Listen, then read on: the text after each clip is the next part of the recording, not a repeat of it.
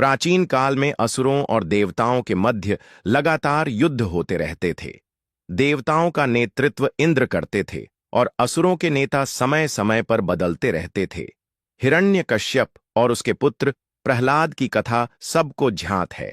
प्रहलाद भले ही असुर कुल में जन्मा था, परंतु भगवान विष्णु का परम भक्त था। प्रहलाद के पुत्र विरोचन और फिर उसके पुत्र हुए बलि। बलि बचपन से ही वीर, उदार और धर्मपरायण थे। उन्हें अपने दादा प्रहलाद की भक्ति और निष्ठा का गर्व था।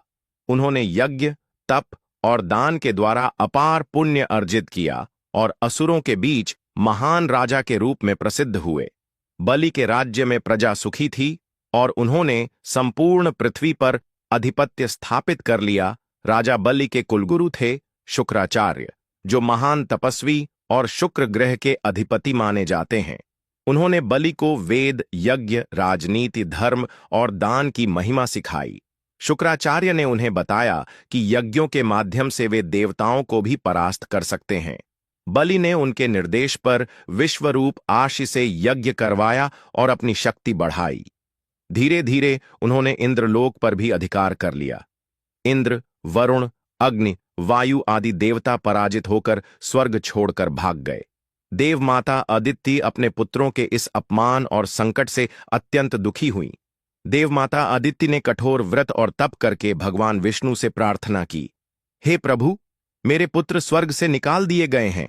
मैं जानती हूं कि राजा बलि धार्मिक है, परंतु यह असुरों का अधिपत्य धर्म की मर्यादा से भटक सकता है। कृपया मेरे पुत्रों की रक्षा करें। भगवान विष्णु ने अदिति के व्रत से प्रसन्न होकर कहा, हे अदिति, मैं स्वयं धरती पर जन्म लूंगा और वामन रूप में बलि से उसका दान मांगूंगा।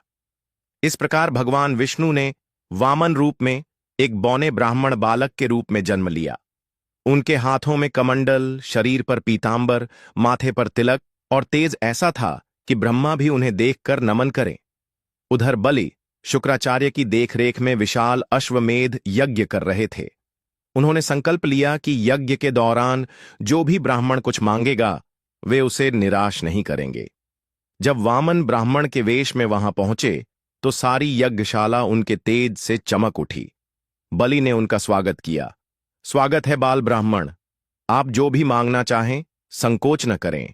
मैं आपको वचन देता हूं कि आपकी इच्छा पूर्ण करूंगा। वामन ने नम्र स्वर में कहा, हे राजा, मुझे आपकी कोई संपत्ति नहीं चाहिए, न धन चाहिए, न रथ, न अश्व। मुझे केवल 3 पग भूमि दीजिए जहां मैं निवास कर सकूं। राजा बलि हंस पड़े। बस 3 पग भूमि? तुम तो बालक हो, सोच लो। मैं तुम्हें द्वीप, महल, धन कुछ भी दे सकता हूं। वामन मुस्कुराए।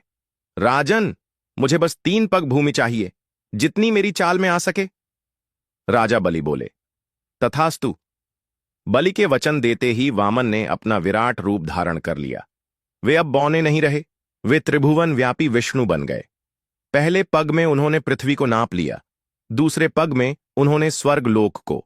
अब तीसरे पग के लिए कोई स्थान शेष नहीं बचा।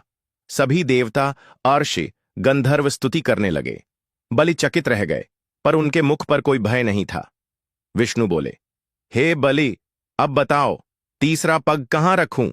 राजा बलि ने हाथ जोड़कर कहा, प्रभु, आपने मेरी पृथ्वी और स्वर्ग ले ली। तीसरा पग आप मेरे सिर पर रखें, यही मेरी अंतिम भेंट होगी। विष्णु ने हंसते हुए कहा, तुम धन्य हो बलि, तुमने सब कुछ देकर भी कुछ खोया नहीं, क्योंकि तुमने मुझे स्वयं को अर्पण किया। भगवान ने अपना तीसरा पग बलि के सिर पर रखा और बलि सुतल लोक में भेजे गए, जो स्वर्ग से भी सुंदर माना जाता है। भगवान विष्णु बलि से प्रसन्न हुए। उन्होंने कहा, हे बलि, तुम सच्चे दानी हो। तुमने अपनी निष्ठा से देवताओं को भी लज्जित किया है। मैं स्वयं सुतल लोक में तुम्हारे साथ निवास करूंगा, और जब कलयुग समाप्त होगा मैं तुम्हें अगला इंद्र बनाऊंगा।